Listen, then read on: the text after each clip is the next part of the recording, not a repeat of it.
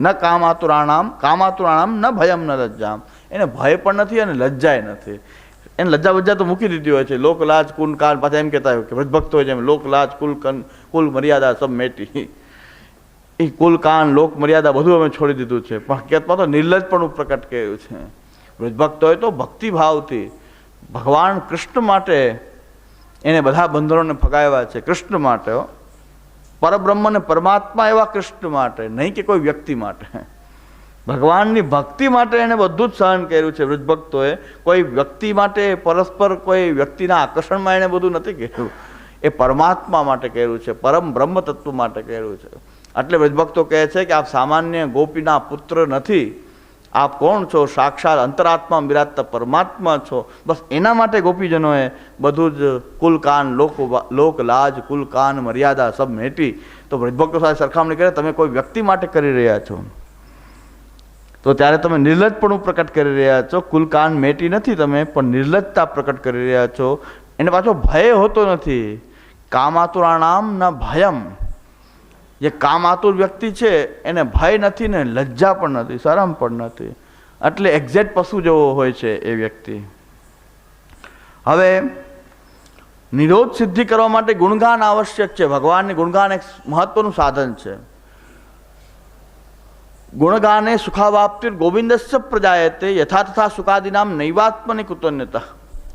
ગુણગાન એવું સાધન છે કે જે આનંદ સુખદેવજીને પોતાના આત્માના આનંદમાં નથી મળતો એવો આનંદ ભગવાનના ગુણગાનમાં રહેલો છે. ગુણગાને સુખાવાપ્તિર ગોવિંદસ્ય પ્રજાયતે.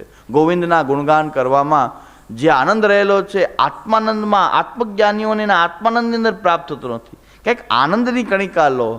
તમે તો આ સુખ ભોગની મજા લઈ રહ્યા છો, સુખની મજા લઈ રહ્યા છો, આનંદ નથી. આનંદ અલગ વસ્તુ છે. આનંદ એની અંદર ક્યાંય પણ રહેલો નથી. કોઈ જાગતિક વિષયની અંદર આનંદ નથી, સુખ છે.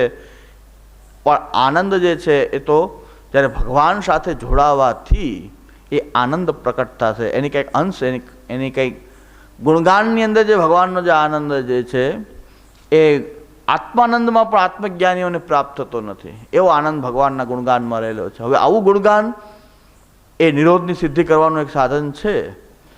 પણ જેના હૃદયમાં કામ વ્યાપેલો છે એને ભગવાનના ગુણો ક્યારે રૂચતા જ નથી. ભગવાનના ગુણગાન એને ગમતા જ નથી. એટલે ગુણગાન સપત્નોપી ન રોચંતે ગુણાયત વૈરાગ્ય સાધકા સર્વે કામિનસ્ત કથમ પ્રિયા. અને ભગવાનના ગુણો એવા છે કે વૈરાગ્ય સિદ્ધ કરે.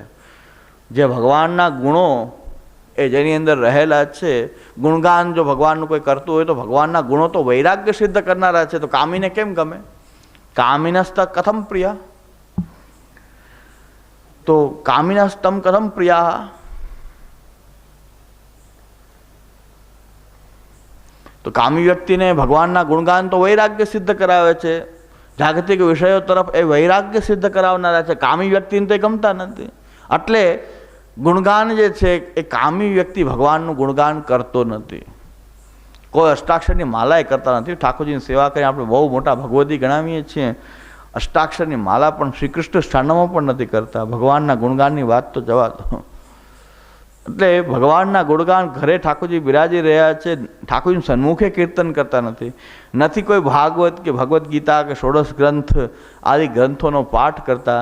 નથી કાંઈ ભગવાનના ગુણનું ગાન કરતા કે અષ્ટાક્ષર મંત્ર પણ મોઢામાં આવતો હોય શ્રી કૃષ્ણ શરણું. તો એટલે આવી પરિસ્થિતિ ઉત્પન્ન થઈ છે કે શ્રી કૃષ્ણ શરણમમાં પણ જો કરતા રહીને તોય આપણી અંદર આવા દુર્ગુણો બહુ હાવી ન થાય.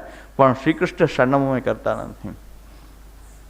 કોઈને જોઈ જાય ને કોઈને દેખાવા માટે બગલા ભગતની જેમ મુખ મેં રામ બગલ મેં છોરી શ્રી કૃષ્ણ શરણમ શ્રી કૃષ્ણ શરણમ કરી. એ બગલા ભગતની જેમ કોઈ જોઈ જાય તો શ્રી કૃષ્ણ શરણમ શ્રી કૃષ્ણ શરણમ કરીએ. પણ મનથી તો શ્રી કૃષ્ણ શરણમ પણ આપણે કરતા નથી. અને ઓમ બહુ મોટે ઉપાડે આપણે કહેતા હોઈએ છીએ કે અપર આચાર વિચાર અમારા કડક છે, અમે અષ્ટયામની ઘરમાં સેવા છે. એ સેવા પણ અષ્ટયામની ઘરમાં સેવા હોય પણ એકબીજા ઠાકોરજી એવા ભારી પડ્યા હોય, ઓલાને એમ થાય કે ઓલા કરે તો સારું ને ઓલાને કહે તો ઓલા કરે તો સારું. જે કરતા હોય એ ફટાફટ એક ક્રિયાની જેમ એવું વેઠ વાળી લેતા હોય. તો એ કેવા પડું કે 2 ટાઈમ સેવાનો પ્રકાર છે. અડધી પોણી કલાકમાં ઉત્થાપનથી સેન આમ ઠાકોરજીને ઉત્થાપનનો કંઈક એક મેવો સિદ્ધ કર્યો અને આમ ભોગ ધર્યું અને જે રસોઈ કંઈ કરી અને ઠાકોરને સિંગાવડા એક ઝાટકે સિંગાવડા આમ કરી 2-4 માલા બધી એક ઝાટકે આમ લઈ અને ભાઈ સેન ભોગ કરી દીધા અને પાછું આ કામ આજનું કામ પત્યું. ન પોઢાવામાં વાર લાગે, ન સિંગાવડામાં વાર લાગે, ક્યાંય વાર જ ન લાગે, એટલી ઝડપ વિકસાવી છે સેવાની. તો સેવા પણ એવી પ્રકારની થઈ રહી છે, ન ગુણગાન થઈ રહ્યું છે, ન સેવા થઈ રહી છે. આવી પ્રકારની આપણી વૃત્તિ થઈ ગઈ છે. પણ છતાં પણ ક્રિયાવત પણ કોઈ સેવા કરનારો મહાપ્રભુજીની મર્યાદા વિરુદ્ધના કોઈ કાર્ય ન કરતો હોય તો એની ક્રિયા એ ઉત્તમ છે. ક્રિયા સેવાની ખાલી કરતો હોય, ક્રિયાવત જ આવું કરતો હોય, પણ એટલું નક્કી કરીને કે મહાપ્રભુજીના સિદ્ધાંત વિરુદ્ધ જો એ કોઈ કાર્ય ન કરતો હોય, મહાપ્રભુજીની મર્યાદાથી વિરુદ્ધ કાંઈ ન કરતો, એની ક્રિયાવત સેવા પણ ઉત્તમ છે. ભલે ક્રિયાથી કરે, કોઈ નથી ભાવ કે નથી, પણ ક્રિયા પણ કરતો હોય પણ સિદ્ધાંત વિરુદ્ધ કરતી. પહેલી વસ્તુ એ છે કે મહાપ્રભુજીના સિદ્ધાંતથી વિરુદ્ધ પ્રવૃત્તિ આપણે જ્યારથી નામ દીક્ષા લઈએ ને ત્યારથી મહાપ્રભુજીના સિદ્ધાંત વિરોધી કોઈ પણ કૃત્ય છે એનો ત્યાગ કરવો જોઈએ. સેવા બનતી હોય કે ન બનતી હોય, ખાલી અષ્ટાક્ષર દીક્ષા લઈને શ્રી કૃષ્ણ શરણમમ કરતા હોઈએ તો પણ મહાપ્રભુજીના સિદ્ધાંતથી વિરુદ્ધ કોઈ પણ કાર્ય ન કરવું જોઈએ. આપણું આ પહેલું સ્ટેપ છે પુષ્ટિ માર્ગમાં રહેવાનું. અને સાવ છેલ્લે સુધી પહોંચી ગયા અષ્ટયામની સેવા કરવાની, જો આ સ્ટેપ ન પાડ્યું તો પછી આ દળીને ઢાંકણીમાં નાખવા જેવું છે. કાંઈ ફલ ડબ્બો કોઈથી ભરાવાનો નથી. દડા કરો, તમે એક શોખ છે હવા ચક્કી ચલાવવાનો ચલાવો, અને ઢાંકણીમાં દળીને ઢાંકણીમાં નાખવું એટલે એ જ છે કે પછી કાંઈ એનું કાંઈ ફલ મળવાનું નથી. એટલે જેમ ઓલો ઘાંચીનો બળદ એ સવારથી સાંજ સુધી બિચારો ચાલે પણ યા ને યા એ ચાલી રહ્યો છે પણ કાંઈ વધતો નથી, આગળ નથી વધતો, એ ત્યાં ને ત્યાં ફરતો હોય. એ ઘાંચીનો બળદ જેમ ફેરા કરે એમ તમે પણ સેવા કર્યા કરો પણ એનું કોઈ ફલ નથી જો તમે મહાપ્રભુજીના સિદ્ધાંત વિરુદ્ધ કૃતિ જો કરતા હો તો.